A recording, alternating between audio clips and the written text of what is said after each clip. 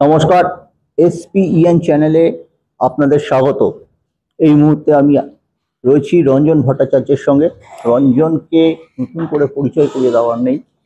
বাংলায় যে মুষ্টিমেয় কয়েকজন কোচ কিংবা অতীতের বিখ্যাত খেলোয়াড় 365x7 ফুটবল নিয়ে থাকেন, তাদের মধ্যে রঞ্জন অন্যতম। রঞ্জনের সাথে বুঝতেই পাচ্ছেন কি নিয়ে আমরা কথা বলতে পারি। 31শে অক্টোবর বড় ম্যাচ। সেই বড় ম্যাচে ইস্টবেঙ্গল খাতায় কলমে কিন্তু অ্যাডভান্টেজ জায়গায় রয়েছে। ইস্টবেঙ্গল ড্র করলেও থ্রু হয়ে যাবে সেমিফাইনালে। মোহনবাগান প্রথম ম্যাচের নিরিখে সুবিধাজনক অবস্থায় ছিল, কারণ ইস্টবেঙ্গল ব্রেপোর সঙ্গে ড্র করেছিল। কিন্তু কালকে প্রথম একাদশ চয়ন করতে গিয়ে কিছুটা ভুলভাল কাজ করে ফেলেছেন মলিনা, যার ফলে মোহনবাগান ব্যাকফুটে চলে গেছে। কিন্তু ডার্বি সবসময় একটা আলাদা ম্যাচ। খাতায় কলমে এই মুহূর্তে হয়তো সুবিধাজনক অবস্থায় আছে, মাস্ট উইন নয় ইস্ট বেঙ্গলে, ড্র করলেই তারা যাবে। উল্টো দিকে মোহনবাগান মাস্ট উইন। এটা কি মোহনবাগানকে চালিয়ে দিতে পারে? অ্যাকচুয়ালি মোহনবাগান এবং ইস্টবেঙ্গলে সুপার কাপে যারা আমরা খেলা দেখেছি, এটুকু আমি বলতে পারি যে লাস্ট যে ইস্টবেঙ্গল ম্যাচ, গতকাল যে ইস্টবেঙ্গল ফুটবল খেলেছে, এতদিন আমার মনে হয়েছে, এটা আমার সম্পূর্ণ পার্সোনাল চিন্তাভাবনা, যেটা আমি অনেক আগে থেকে বলার চেষ্টা করছিলাম, মিগুয়েলকে ফার্স্ট টিমে আনা, এবং আমি সেটা ডুরান্ড কাপ থেকেই বলার চেষ্টা করছিলাম যে মিগুয়েল বাদ দিয়ে ইস্টবেঙ্গলের ফার্স্ট 11 এই মুহূর্তে ভাবা যায় না। যে কোনো কারণে হোক, উনি বিদগ্ধ কোচ এবং স্পেন থেকে এসেছেন, তার একটা হাই প্রোফাইল কোচিং কোয়ালিটি আছে। তো সেই জায়গা থেকে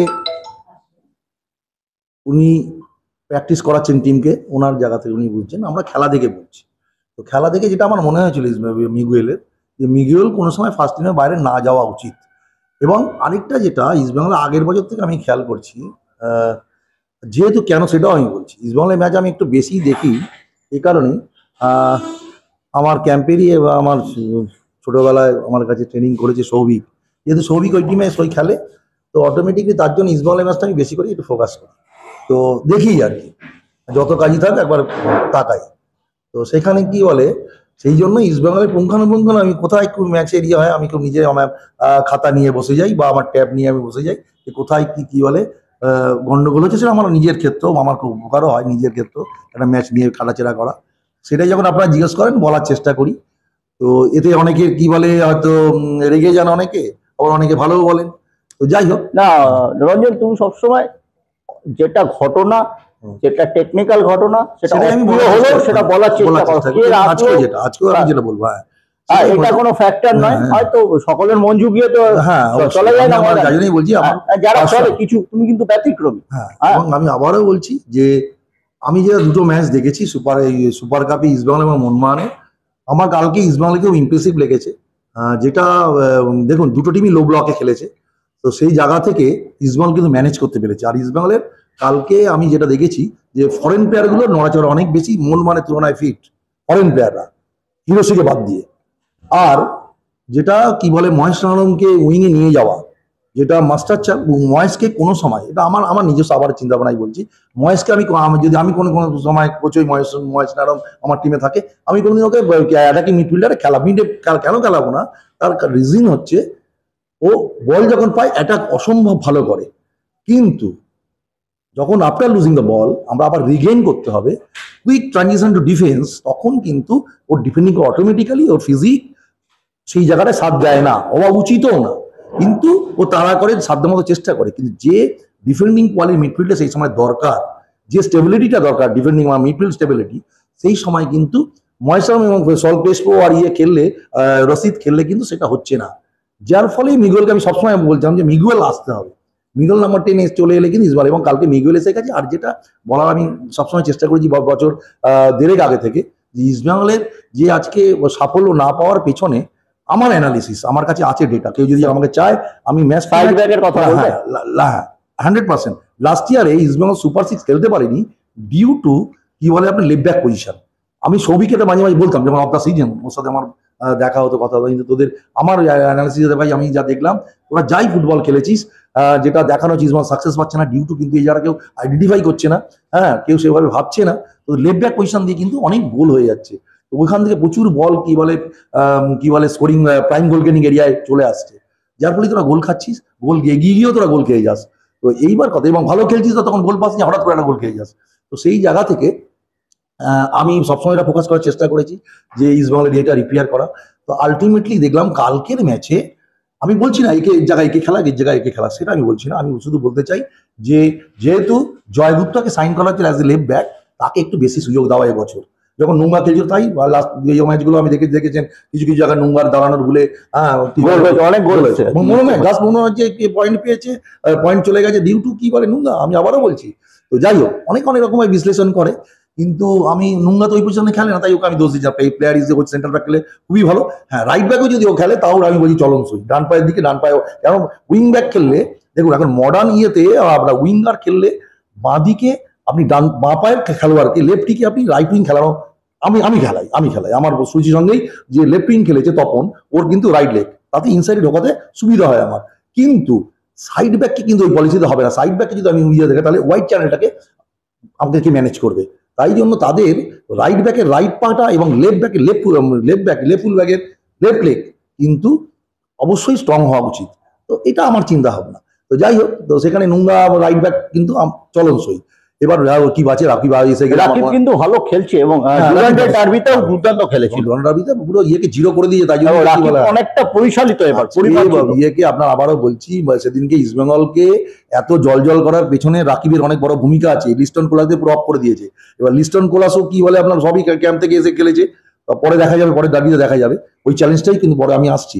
তো লিস্টন কোলাসও আমি ইস্টবেঙ্গলের পার্টটা করে নি। হ্যাঁ, সেটাই বলছি যে সেটাই যে কি বলে এই টিম যদি রাখে আর রাকিব যদি রাইট ব্যাকে চলে আসে, তাহলে কিন্তু ইস্টবেঙ্গল যে জায়গায় আছে ইস্টবেঙ্গলকে কিন্তু হারানো কঠিন হবে। আরেকটা জায়গায় একটা জায়গা মানতে হবে, যেটা এই আপনার চেন্নাই ম্যাচ আর কি বলে আপনার ওই মোহনবাগান ম্যাচ এক করে দিলে কিন্তু গুলিয়ে ফেললে হবে না। চেন্নাই একরকম স্টাইলে খেলেছে, ওরা একদম পুরো লো ব্লকে ছিল, আপনি টেম্পো লো ব্লকে ছিল। হ্যাঁ, কিন্তু মোহনবাগান তার লো ব্লকে থাকবে না, মোহনবাগান অ্যাটাক করবে। আর মোহনবাগান আরো অ্যাটাক করবে এই কারণেই মোহনবাগানকে ডুয়ার ডাই হয়ে গেছে, যেটা ইস্টবেঙ্গলের ছিল কালকে ম্যাচের আগে। ঠিক দুটো টিমের ম্যাচ শেষ হওয়ার পরে কিন্তু আবার চিত্রটা একদম সিমেট্রিক্যালি উল্টো হয়ে গেছে। তো ডুয়ার ডাই ম্যাচ মোহনবাগানের কাছে। তো মোহনবাগান যে ডুয়ারে, মোহনবাগান এবার দেখতে হবে যে মোহনবাগান কি করে ম্যাচ জিত, মোহনবাগানকে থামাতে গেলে কি করতে হবে। এটা আমার এক্সাম্পশন যে আমি হলে কি করতাম, আমি হলে ওদের দুটো উইং চ্যানেলকে বন্ধ করতাম। ওদের উইং দুটো যদি বন্ধ করে, মনবীর এবং লিস্টন কোলাসকে যদি বন্ধ করে দিতে পারে ইস্টবেঙ্গল, এই মুহূর্তে আমি বলছি যে কটা টিম খেলছে বেস্ট মিডফিল্ড হচ্ছে আপনার কি বলে ইস্টবেঙ্গলের এই মুহূর্তে লাস্ট ম্যাচ মানে গতকালের ম্যাচে যে মিডফিল্ড খেলেছে, আমি বলছি ওই মিডফিল্ড কিন্তু আপুইয়া কি এবং কি বলে থাপা তাও বলছি যে থাপার জায়গায় যদি কি বলে আপনার সূর্যবংশীকে খেলায়, তাও আমি পরে মোহনবাগান পার্ট বলছি। তো সেই জায়গায় কিন্তু ম্যানেজ করা, মিগুয়েল যদি সামনে থাকে নাম্বার 10-এ, কিন্তু আপইয়াদের ক্ষেত্রে ম্যানেজ করা খুব মুশকিল হবে।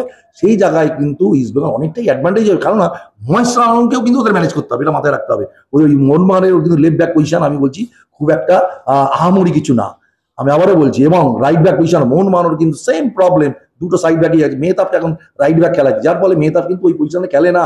মেহতাব বেশ কিছু সময় ডিফেন্ডিং লাইনে প্রবলেম করছে। এই যে আগের ম্যাচে যদি দেখেন যে উইং থেকে ক্রস, বিপিনের ক্রস যেখানে গোল হয়েছে, মেহতাবের ঠিক পজিশনে মেহতাব ছিল না। আর ওকে দোষ দেওয়া যাবে না, ও একটা পজিটিভ, ও হচ্ছে সেন্টার ব্যাকের প্লেয়ার, ওকে রাইট ব্যাক খেলানো হচ্ছে। ওর অনেক অভিজ্ঞতা, এখনো একদম লাইন লাইটে রয়েছে। কোচে তো এটা আমার ক্ষেত্রে হলো, আমরাও সেভাবেই ভাবি। তো যখন আমার হাতে কিছু থাকবে না, তো সেই জায়গা থেকে আমি একটা আসিসাই খেললে ইস্টবেঙ্গল আরো বেশি অ্যাডভান্টেজ।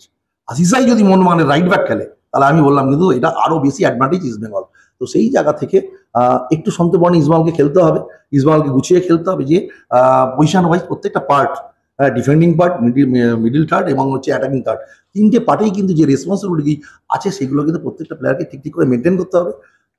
তাহলে না জেতার, আমি আবারও বলছি ইস্টবেঙ্গল এই ম্যাচটা না জেতার কোনো কারণ, আমি মোহনবাগানে যা খেলা দেখেছি, মোহনবাগানের মিডফিল্ড আর মোহনবাগানের ফরেনাররা সবথেকে বড় এখনো কন্ডিশনে, প্রপার কন্ডিশনে নেই। ম্যাকলাইন গোল করে দিল ঠিক আছে, কিন্তু দিমিত্রি পেত্রাতস যে ফুটবলটা আমরা দেখেছি, সেই ফুটবলটা কিন্তু এই মুহূর্তে খেলছে না। আর কামিংসকে ম্যানেজ করতে গেলে, কামিংস দেখবেন ওই টপ বক্সের উপর থেকে একটা আন্ডারল্যাপ করে, সেটা 7 মিটার, সেটা 10 মিটার, কোনো সময় 15 মিটার একটা আন্ডারল্যাপ করে। ও কি বলে উইঙ্গাররা বল পেলে বা হাফেরা বল পেলে একটা সাইড ব্যাক আর কি বলে সেন্টার ব্যাকের মধ্যখান দিয়ে ও রানটা দেয়। ওই জায়গাটা কিন্তু একটু খেয়াল রাখতে হবে। কামিংসের ওই রানটা কিন্তু, ওই পেনিট্রেশন রানটা কিন্তু ভেরি ভেরি ডেঞ্জার। ওটা কিন্তু মাথায় কিন্তু অস্কার বুঝোকে রাখতে হবে। আমি আমি ছোট ছোট এই জিনিস আমি যেগুলো বলা দেখেছি, আমি নোটিস করেছি, যেখান থেকে গোল হবার ভীষণভাবে চান্স থাকে, মোহনবাগান ম্যাক্সিমাম গোল কিন্তু করে কামিংসের ওই রানটা। ওই কামিংসের ওই রানটা বল দিলেও ডেঞ্জার, বল না দিলেও উল্টো দিকে কিন্তু স্পেস ক্রিয়েট হয়, ওপেন স্পেস ক্রিয়েট হয়ে যায়। তো সেই জন্য এই ডিফেন্সকেও কিন্তু ওই কামিংসের রানটার প্রতি কিন্তু খেয়াল রাখতে হবে। তুমি কি বলছো সল ক্রেসপো, রশিদ, মিগুয়েল তিনজনকেই নামিয়ে দেওয়া উচিত মাঝমাঠে 100% সঙ্গে সঙ্গে মহেশ? এই দেখুন, এটা কেন কেন আমি বলছি, কেননা সেই অর্থে মোহনবাগানের মিডফিল্ডে যদি যেটা খেলেছে অনুত থাপা এবং কি বলে হচ্ছে আপুইয়া, আর হচ্ছে কামিংস একটু ওপর থেকে খেলে, তারপরে ম্যাকলারেন, হ্যাঁ, আর দুটো উইংয়ে আছে লিস্টন, আর আমি ধরে নিচ্ছি মানবীর খেলবে পরের ম্যাচ। হ্যাঁ, এই জায়গাটাই আমি বলছি মোহনবাগান আর মিডফিল্ডের ডিফারেন্সটা কিন্তু, যেটা মেন ফুটবলে মেন যে চালিকা শক্তি হচ্ছে মিডফিল্ড। সেই মিডফিল্ডটাই কিন্তু ইস্টবেঙ্গল অনেকটাই এগিয়ে গেছে। আমি আবারও বলছি অনুরোধ থাপা এবং কামিংস বলেছি। হ্যাঁ, আরেকটাও আপনাকে যেটা বলা হচ্ছে ইস্টবেঙ্গলের ক্ষেত্রে আমি যেটা বারবার বলার চেষ্টা করেছিলাম, এবার কিন্তু ঠিক উল্টো ইস্টবেঙ্গলের ম্যাচে কামিংসের যেটা মহেশ আলম খেললে কি অ্যাডভান্টেজ আর ডিসঅ্যাডভান্টেজ যেটা বলার চেষ্টা করেছি আমি, একটা খুব ভালো হবে কিন্তু ডিফেন্ডিং এর ক্ষেত্রে সেই সাপোর্টটা পাওয়া যাবে না। কামিংসও সেম, কামিংস খেলা মানে কামিংস একটাকের জন্য দারুণ বল পেয়ে সুন্দর খেলবে, রান করবে, বল নিয়ে চলে যাবে, ক্রস মাইনাস করে দেবে, ও গোল করবে, সব গোলের জায়গায় পৌঁছে যাবে। কিন্তু যখন বল লস করবে সেই সময় কিন্তু কামিং কুইক ট্রানজিশন টু ডিফেন্সে সে ট্রান্সফার করছে না, যার ফলে আপুইয়া এবং আপনার অনুরোধ থাপার ডিফেন্সিভ কোয়ালিটি আমি বলবো খুবই, ও যে খেলে বল পেয়ে, ও বল প্লেয়ার, এটাই স্বাভাবিক। তো সেই জায়গা থেকে কিন্তু অ্যাডভান্টেজ ইস্ট বেঙ্গল মিডফিল্ডে। মনে হয় থাপাকে খেলানো উচিত না সাহালকে খেলানো উচিত মাঝখানে? সাহালকে প্রথম থেকে ওই বল পেয়ে, আমি তবে বলবো, আমাকে যদি বলেন তাহলে আমি ইয়ের সাথে সূর্যবংশীকে বলবো। ইস্ট বেঙ্গলের যা মিডফিল্ড আমি সাহালকে একটু পরে আনবো, সাহালকে যদি আনতে হয় পরে আনবো, কারণ সাহাল, তারপর হচ্ছে আপনার সাহাল এবং কি বলে কামিংস, সাহাল কামিংস যদি খেলে, সাহাল কামিংস যদি সাপোজ সাহাল কামিংস যদি খেলে, তাহলে কিন্তু আপনার মিডফিল্ডে আপুইয়া একার পক্ষে ডিফেন্ডিংটাকে ম্যানেজ করে, যখন ইস্ট বেঙ্গল অ্যাটাক করবে মিডফিল্ডকে ম্যানেজ করা সম্ভব হবে না। তাই জন্য আমাকে যদি বলেন, আমি বলবো যে ওই মোহনবাগানের ইস্ট বেঙ্গলের মিডফিল্ডকে ম্যানেজ করার জন্য অভিষেক সূর্যবংশী, আপুইয়া এবং কামিংস এই জায়গাটায়, বুঝতে পেরেছেন? তো সেই জায়গায় কি বলার মধ্যে দুটো সেন্টার ব্যাক ওয়ার্নার খেলবে, যারা কথা টম আর কি বলে আপনার রড্রিগেজ, আর মনে হয় মেহতা, আবার কি বলে আপনার সুভাষিস বসু। তো সেই জায়গায় হ্যাঁ, সুভাষিসের কাছে একটা চ্যালেঞ্জ যে মহেশ আলম কিন্তু খুব ভালো জায়গায় এই মুহূর্তে রয়েছে, খুব ভালো জায়গায় রয়েছে মহেশ আলম। আর ইস্ট বেঙ্গল টিমটা টোটালি কালকে যেটা হয়, ইস্ট বেঙ্গল কিন্তু একটা সুসময়ের মধ্যে এসে গেছে। কালকে যে ফুটবল দেখুন, ওই লো ব্লকের এগেনস্টে ডেড বলে, যেটা ডেড বল যখন একটা টিম গোল করে না, তখন আপনি বুঝতে পারবেন টিমটা ঠিক ঠিক জায়গায় সেপে রয়েছে, সেপে এসে গেছে। ফার্স্ট বলই কিন্তু ডেড বলে পেয়ে, যার জন্য নাহলে কিন্তু ওই ম্যাচটা দেখবেন যেভাবে টাইমটা চলে যাচ্ছিল আপনার প্রায় হাফ টাইমের দিকে, হাফ টাইম ক্রস করে যাওয়ার দিকে, তো সেখানে সেই সময় গোলটা পেয়েছে, এটা মাথায় রাখতে হবে। তো সেই জায়গায় বলছি যে আপনার ইস্ট বেঙ্গল আপনার কি বলে এই ডার্বিতে যদি মোহনবাগানকে হারিয়ে কি বলে আপনার চলে যায়, হওয়া খাবার হচ্ছে। তুমি কি বলতে চাইছো যে এতটা প্রেসারে থেকে মোহনবাগান গত 5 বছরে ডার্বি খেলতে নামেনি পোস্ট কোভিড যুগে?